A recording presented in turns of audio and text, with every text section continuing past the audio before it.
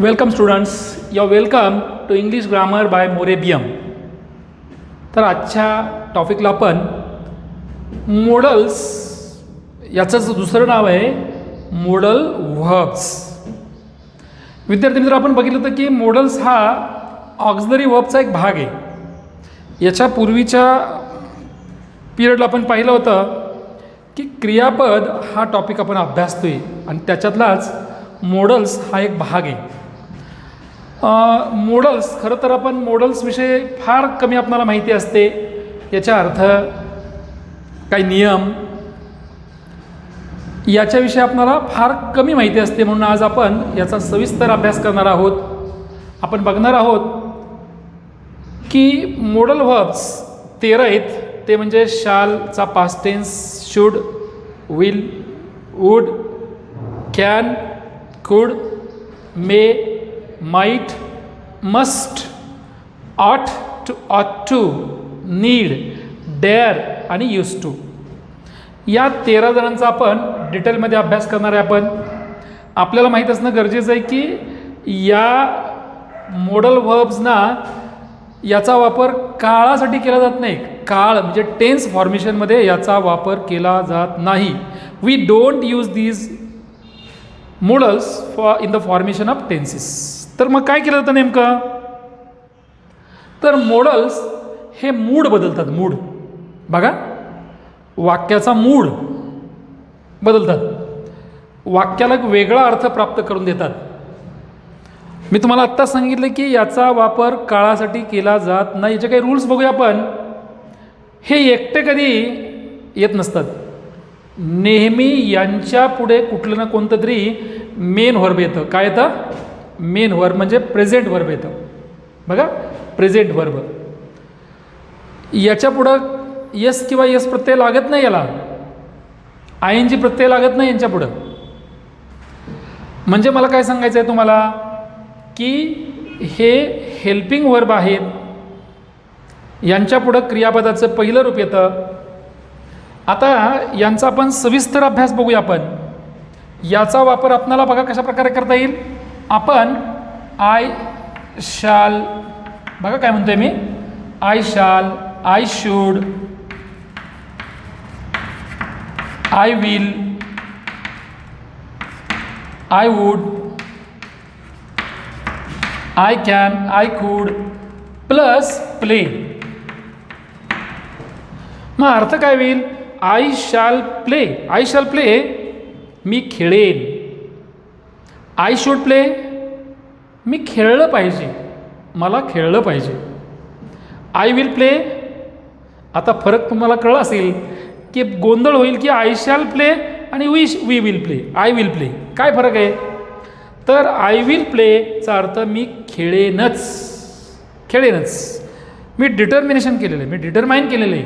माझं डिटर्मिनेशन आहे, दृढनिश्चय आहे की मी कोणत्याही अटीवर खेळेन, काही झालं तर खेळेन. By the same way I should झालं आपण आय वूड प्ले, मी खेळत असे. आय कॅन प्ले, येस काय अर्थ? मी खेळू शकतो, मला खेळता येतं. 2 अर्थ. आय कुड प्ले, मला खेळता आलं, मी खेळू शकलो. आय मे प्ले, कदाचित मी खेळेन. आय माईट प्ले, कदाचित मी खेळेन. तुम्ही म्हणणार की सर तुम्ही दोन्हीला पण कदाचितच म्हणताय, पण इथं कमी शक्यता आहे. याच्यापेक्षा मेच्या साह्यानं जी शक्यता आहे त्याच्याहीपेक्षा कमी शक्यता माईटच्या साह्यानं वापरली जाते. आय मस्ट प्ले, मला खेळलंच पाहिजे. आय ऑट टू प्ले, मी खेळलं पाहिजे. आय नीड प्ले, मला खेळायची गरज आहे.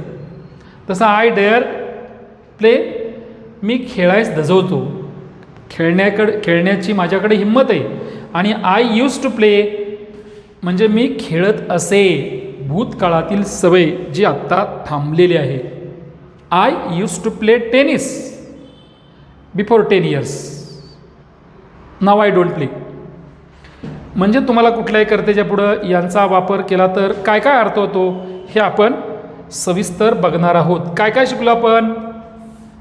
थोडक्यात एकच भाग शिकलो आपण की या मोडल व्हर्बच्या पुढे या मॉडेल्सच्या पुढे आपण काय करणार नाही आहे, कुठल्याही प्रकारचा यस प्रत्यय लावणार नाही. जसं की आय मस्ट, बघा आय मस्ट गो, मला गेलंच पाहिजे. शी मस्ट गोज, शी मस्ट गोज, रॉंग. कारण कुठल्याही मॉडेल वर्बच्या पुढं क्रियापदाचं पहिलं रूप येतं, त्याच्या शेवटी यस किंवा यस प्रत्यय लागत नाही, ING प्रत्यय लागत नाही. हा नियम बारकाईनं शिकणं गरजेचं आहे. म्हणजेच काय पाहिजे, शी मस्ट गो, तिला गेलंच पाहिजे. बघा ही असं नाही म्हणू शकणार आपण, ही डज नॉट, बघा he does not can speak, can speak अशी रचनाच नाही आहे, हे चूक आहे. मग काय करायला पाहिजे, हे न वापरता आपणाला याच्या जागी काय वापरावं लागेल, ही कॅनॉट स्पीक, ही कॅनॉट स्पीक. बघा कॅनॉट शब्द कसा लिहितोय बघा, कॅनॉट जोडून लिहायचा, कॅन आणि नॉट लिहिणं चुकीचं आहे. जर का तुम्ही अशा प्रकारे लिहिलं तर ते रॉंग होईल. Can not, wrong. बरोबर काय मग, ही कॅनॉट, किंवा शॉर्टमध्ये आपण म्हणणार आहे कांट स्पीक, हे बरोबर आहे, तो बोलू शकत नाही. म्हणजे यांचे शॉर्ट फॉर्म पण तुम्हाला माहीत असणं गरजेचं आहे. शालचा शांट, विलचा ओंट, WON', शूडचा शुडंट, कॅनचा कुडंट. कशा प्रकारे शॉर्ट फॉर्म होतात बघूया आपण. पहिला आपण शाल बघितला, शालचा शॉर्ट फॉर्म काय होईल, शाल नॉटचा शुडंट, शंट, शालचा शंट होईल SHAN'T, shunt. Should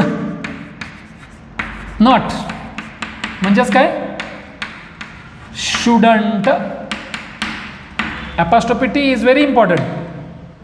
will not चा विलंट होत नाही. बरेच विद्यार्थी विलंट करतात, पण तसं न करता काय करायला पाहिजे आपणाला, ओंट. हे थोडेसे वेगळे आहेत, हे दोन्ही वेगळे आहेत म्हणून मी टिक मार्क करतोय. Will not, won't. Would not, would not. काय लो, मूळचा शब्द आहे असा लिहा, त्याच्या पुढं NT लावा, N'T लावा, wouldn't. Bye the same way cannot एकत्र लिहा, तोडून लिहायचं नाही, आपलं ठरलेलं आहे. शॉर्टकट झाला काय त्याचा, कांट. दोनदा N वापरू नका, कांट. कुडंट, कुड नॉट, कुड नॉट, कुडंट. बघा मे नॉट चा शॉर्ट फॉर्म फार कमी वेळा वापरला जातो. मेंट म्हणजे मूळच्या शब्दाला आपण काय करणार आहे, ॲपॉस्ट्रोफी लावणार आहे, mayn't. Might not, might not, mightn't. मूळचा शब्द लिहिला आपण, NT लावला. By the same way must, must not, must not, mustn't. By the same way next असेल आपला ऑट. बघा ऑटच्या पुढं टू हे येतच, म्हणजे ऑटच्या पुढं इन्फिनिटी वापरतो, टू इन्फिनिटी वापरतो आपण. Ought to, oughtn't, OUGST N'T, oughtn't. Next need, need not, yes, needn't. Dare not, daren't, daren't. Use to, use to, usedn't, ह्याला दोन फॉर्म असतील, एक तर युजडंट हे पण बरोबर आहे आणि डिडंट, ह्याला दोन असतील शॉर्ट फॉर्म याचे. मी थोडक्यात काय शिकला तुम्ही, तुमच्या लक्षात आलं पाहिजे, याचा सराव करा. वेगळे असणाऱ्या शब्दांना मी टिकमार्क केलेलं आहे. तुम्हाला पुन्हा पुन्हा वाचन करणं गरजेचं आहे. तर आपण या मॉडेल व्हर्बचा सविस्तर अभ्यास करूया. आपण बघा, आपण त्यातला पहिला बघूया. आपण कोण आहे पहिला, शाल आणि विल दोन्ही एकत्र बघूया. आपण बऱ्याच वेळा आपल्या मनामध्ये गोंधळ असतो की शाल नेमकं कुठं वापरायचं आणि विल कुठं वापरायचं. तर मी अगोदरच्या पिरियडला सांगितलेलं आहे की आय आणि वीच्या सोबत शाल वापरतात, तर विलच्या पुढे विल वापरतात, इतर कर्त्यांपुढे विल वापरतात. मग शालचा आणि विलचा वापर करताना खास करून शालच्या बाबतीत बघूया. आपण शालने आपणाला प्रॉमिस,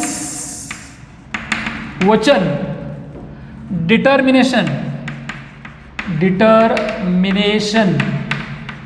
दृढनिश्चय व्यक्त करता येतो.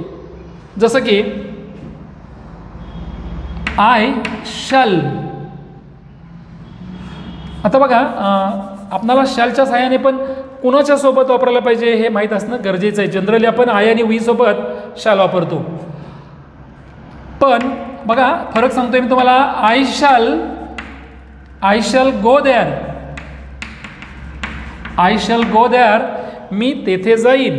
या वाक्यामध्ये शॅल काय सांगतं, फ्युचरिटी, फ्युचरिटी म्हणजे फ्युचर टेन्स, भविष्यकाळ सांगतं. पण मी जर सेकंड सेंटेन्समध्ये बघा, I will go there, I will go there, मी तेथे जाईनच, डिटर्मिनेशन आहे माझं. I will go there, I will help you, I will help you, मी तुझी मदत करेन, प्रॉमिस आहे, डिटर्मिनेशन आहे. मग इथं आयच्या ठिकाणी वी पण वापरू शकतो सगळीकडे. म्हणजेच काय होईल आपला, वी शॅल गो देअर, आपण तेथे जाऊ. पण वी विल गो देअर म्हणजे आपण तेथे जाऊच, आपला दृढनिश्चय. वी विल हेल्प यू, आम्ही तुझी मदत करू, आम्ही नक्की मदत करू, प्रॉमिस आहे. म्हणजे हा दोन्हीतला फरक तुम्हाला कळला असेल की प्रॉमिस कुठं होता, फ्युचर टेन्स कुठं होतं, डिटर्मिनेशन कुठं आहे, हे माहीत असणं गरजेचं आहे. या ठिकाणी काय आहे, इथं डिटर्मिनेशन आहे. बघा, वी विल गो देअर किंवा आय विल गो देअर हे डिटर्मिनेशन आहे, डिटर्मिनेशन. परंतु वी विल हेल्प यू किंवा आय विल हेल्प यू हे प्रॉमिस आहे, PROMIS, वचन. आता बरेचदा आपण नवीन वर्षानिमित्त काहीतरी करण्याचा दृढ निश्चय करतो, संकल्प करतो. काय सांगाल तुम्ही, समजा उदाहरणार्थ तुम्ही नवीन वर्ष आहे, मग आदल्या दिवशी आपण काय संकल्प करून झोपी जातो, काय करायला ठरवतोय की पुढच्या उद्या उठल्यानंतर मी काय करेन. तर तुम्ही सांगता की I will go for a walk, I will go for a walk. या ठिकाणी अ वॉक, ए हे आर्टिकल वापरतोय आपण, कारण वॉक हे नाव नाही, वर्ब नाही. मी फिरायला जाईन, माझा संकल्प आहे, माझा दृढनिश्चय आहे. तुम्हाला फरक कळला असेल.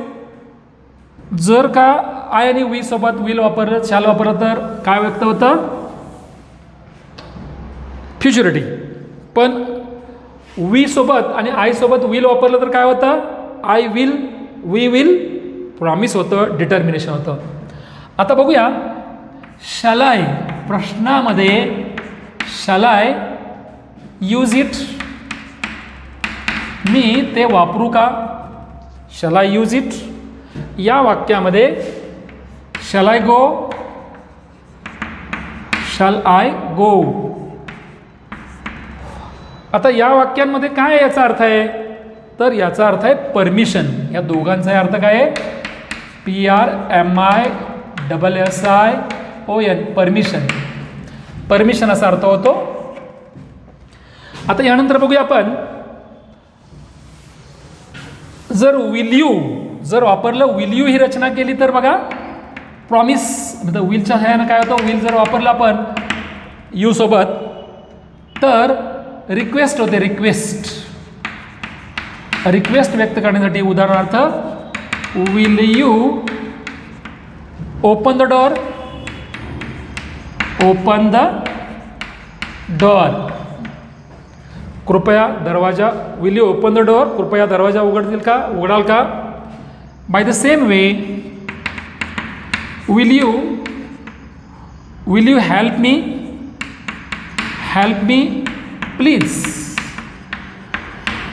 कृपया माझी मदत कराल का. रिक्वेस्ट किंवा पोलाइट रिक्वेस्ट. बघा रिक्वेस्ट व्यक्त होते या विलच्या सहाय्यानं.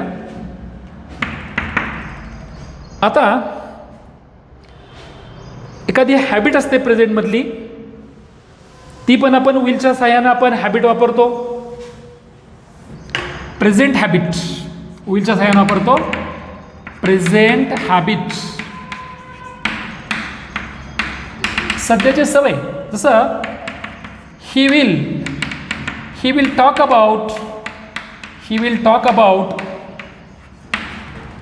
His health. तो सारखा आजारी असतो, मग नेहमी काय सांगेल, तो त्याच्या तब्येतीविषयी बोलेल. He will talk about his health. बघा म्हणजे प्रेझेंट हॅबिट, सध्याची सवय आहे त्याची बोलण्याची, सारखा तो बोलत असतो सवय म्हणजे तब्येतीविषयी.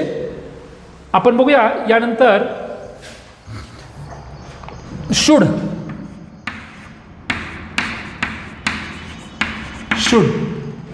काय व्यक्त करता येतं शूडच्या सहाय्यानं. शूडच्या सहाय्यानं आपल्याला बघा ॲडवाइस, ADVICE, सल्ला, ॲडवाइस व्यक्त करता येईल. किंवा जसं मस्ट अशा अर्थानं पण वापरतो आपण, ज्याला आपण ऑब्लिगेशन म्हणतो. ऑब्लिगेशन जसं की ही शुड ड्राईव्ह केअरफुली. काय अर्थ? He should drive carefully. Should drive गाडी चालवली पाहिजे, त्याने काळजीपूर्वक गाडी चालवली पाहिजे. मग बरेच जण, तुम्ही 10वीला असाल, 12वीला असाल, तुम्ही जर विद्यार्थी असाल तर बरेच जण तुम्हाला सल्ला देतात, you should study harder. You should study harder. तुला आणखीन कष्ट घेण्याची गरज आहे, आणखीन जास्त अभ्यास करण्याची गरज आहे. Should study. जसं दे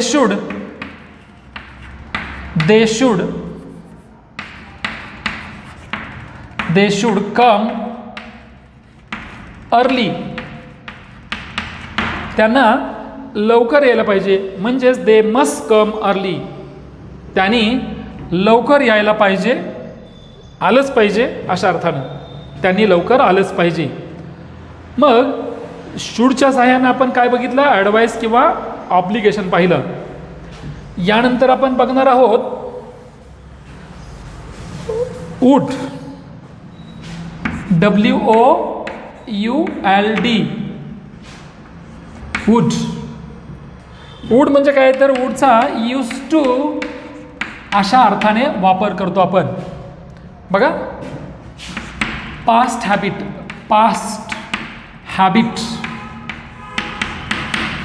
which is discontinued. म्हणजे काय हो? आता सध्या नसलेली सवय जी भूतकाळात होती, परंतु आता ती सवय संपलेली आहे. मग आपल्याला सवय असते की आपल्या लहानपणी आपण रडत असे. तुमचा मित्र सांगेल की मी लहानपणी खेळणी खेळायचो. कोण सांगेल मी लहानपणी तोतरा बोलायचो. कोणी सांगेल की लहानपणी मी सारखा पडायचो. म्हणजे ती सवय आहे आता पडण्याची, बोलण्याची, ती आता नाही आहे. मग याचा वापर आपण वूड किंवा यूज टू न करतो. Past habit which is discontinued, आता जी नाही आहे. उदाहरणार्थ he wood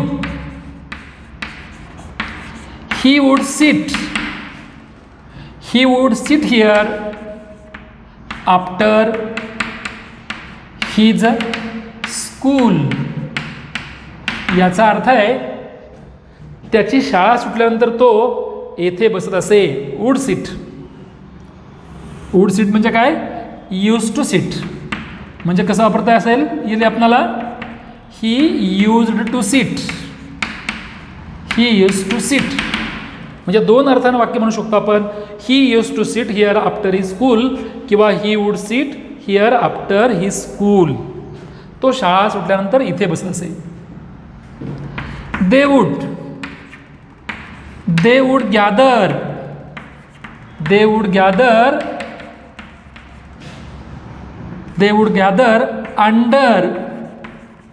under this tree. ते बघा वूड गॅदर एकत्र येत असे. वूड गॅदरचा अर्थ काय? ते एकत्र येत असे, एकत्र जमा होत असे. कुठे? Under this tree. ते या झाडाखाली जमत असत. आता जमत नाहीत ते, म्हणजे पूर्वी जमायचे. भूतकाळातील सवय जी की आता थांबलेली आहे. जसं की शी वूड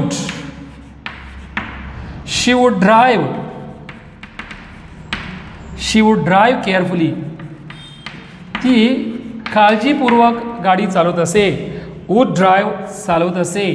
म्हणजेच कसं करता येईल आपल्याला? शी यूज टू ड्राईव्ह केअरफुली. वूडच्या जागी काय वापरलं आपण? यूज टू वापरलं. तुम्ही शिकला की वूड म्हणजेच यूज टू. ह्या दोघांच्या साह्यानं काय होतं? आपल्याला काय व्यक्त करता येतं? Past habit which is discontinued. यानंतर बघणार आहे आपण कॅन. काय बघणार आहे? CAN can. आता याला कन असाही मॉडर्न उच्चार करतात, कन. पण आपण मात्र कॅनच करणार आहे. तुमचा गोंधळ नको म्हणून आपण CAN कॅन. कॅनच्या सहाय्यानं काय काय व्यक्त करता येईल आपल्याला? कॅन एक्सप्रेसेस ॲबिलिटी, क्षमता. Again capacity,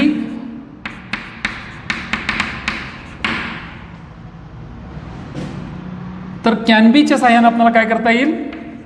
can be possibility. ह्या कानच्या सहाय्यानं आपण परमिशन व्यक्त करता येईल. परमिशन. तर कानच्या सहाय्यानं आपल्याला प्रोहिबिशन. निषेध. एखाद्या गोष्टीची मनाई, एखादी गोष्ट करू नकोस, करू शकत नाही अशा अर्थानं. आता कॅनचा अर्थ काय? टिंबटिंब करता येते. टिंबटिंब करू शकतो अशा अर्थाने वापरतो आपण. टिंबटिंब करता येते, टिंबटिंब करू शकतो. आपण यांचा वापर बघूया आपण. I can. कॅनचा वापर कुठल्याही कर्त्यासोबत करता येतो. कुठलीही व्यक्ती असू देत. I, we, you, he, she, it, they किंवा राम, रोहन, द डॉग वगैरे वगैरे. आय कॅन उदाहरण बघूया आपण. I can read and write. I can read and write. याचा अर्थ काय? मला लिहिता आणि वाचता येतं. दुसरा अर्थ, मी लिहू आणि वाचू शकतो. दोन अर्थ कळले तुम्हाला? बरोबर. काय सांगा परत एकदा. कॅन रीडचा अर्थ I can read and write म्हणजे मला लिहिता आणि वाचता येते, मी लिहू आणि वाचू शकतो. फरक कळतोय का? लिहिता आणि वाचता येते आणि लिहिता आणि वाचू शकतो असे दोन अर्थ. दुसरं उदाहरण बघा. He can swim across. He can swim across the river. He can swim across the river म्हणजे तो नदी पार करून पोहत जाऊ शकतो. बघा, swim swim, he can swim, त्याला पोहता येते, तो पोहू शकतो. येते लक्षात? दे बघा, they can win, they can win, ते जिंकू शकतात. बघा, दे कॅन विन, ते जिंकू शकतात. Possibility, ability. आता पॉसिबिलिटी कशी व्यक्त करता येईल? कांट बीच्या सहाय्याने किंवा कॅन बीच्या सहाय्याने. उदाहरणार्थ, व्हॉट कॅन इट बी. बघा काय म्हणतोय मी, व्हॉट कॅन बीचा possibility what can it be, what can it be in this box. याचा अर्थ या बॉक्समध्ये काय बरं असू शकतं? Can be. What can it be in this box.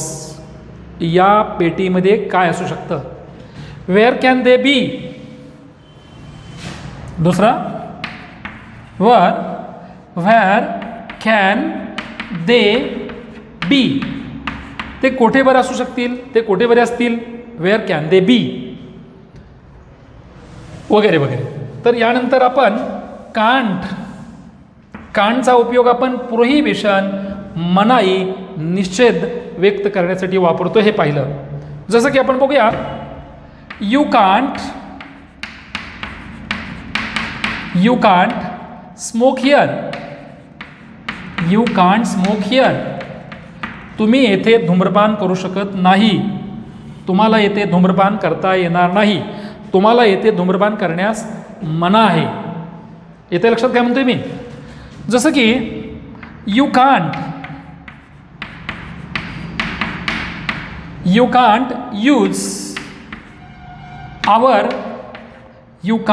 Use our premises. परिसर. प्रिमायसिस म्हणजे परिसर. You can't use our premises. तुम्ही आमचा परिसर वापरू शकत नाही.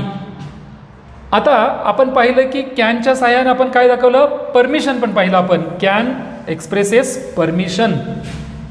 बघा, can expresses permission. Can permission.